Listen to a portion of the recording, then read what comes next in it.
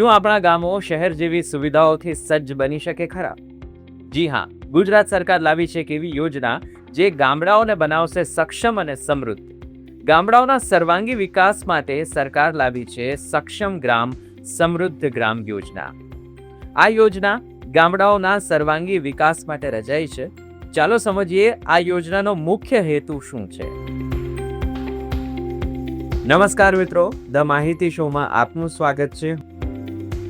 રાજ્યના પ્રથમ તબક્કે 1000 ગામડાઓને પસંદ કરી પાયાની અને આવશ્યક માળખાગત સુવિધાઓનો સંપૂર્ણ વિકાસ કરીને ગ્રામજનોના જીવનમાં ગુણાત્મક સુધારો લાવવો એ જ આ યોજનાનો મુખ્ય હેતુ છે.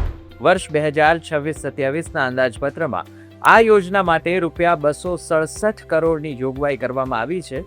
ત્યારે હવે જાણીએ કે આ યોજના હેઠળ કયા ગામોની પસંદગી થઈ શકે છે. જિલ્લા વિકાસ અધિકારી શ્રી દ્વારા ગામની ભૌગોલિક પરિસ્થિતિ તથા પાયાની સુવિધાઓના ગેપને ધ્યાનમાં રાખીને ગામડાઓની પસંદગી કરવામાં આવશે. એવા કામોને અગ્રતા અપાશે જે અન્ય યોજનામાં અધૂરા રહ્યા હોય અથવા તો તેમાં ભંડોળની જરૂરિયાત હોય. જેથી કામોનું પુનરાવર્તન અટકે તેવા મુખ્યત્વે સામુદાયિક અને સામૂહિક પ્રકારના કામોને આ યોજના અંતર્ગત અગ્રતા આપવામાં આવશે.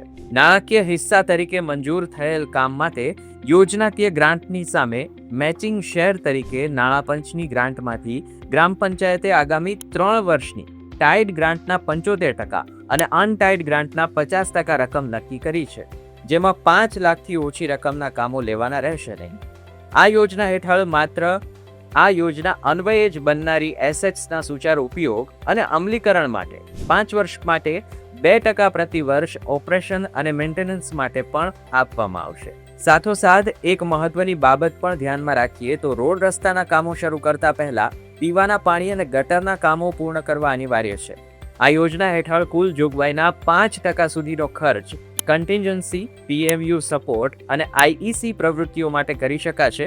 જિલ્લા કક્ષાએ યોજનાના અમલીકરણ માટે જિલ્લા વિકાસ અધિકારી નોડલ ઓફિસર રહેશે અને તેમના દ્વારા જ કામોની વહીવટી મંજૂરી પણ આપવામાં આવશે.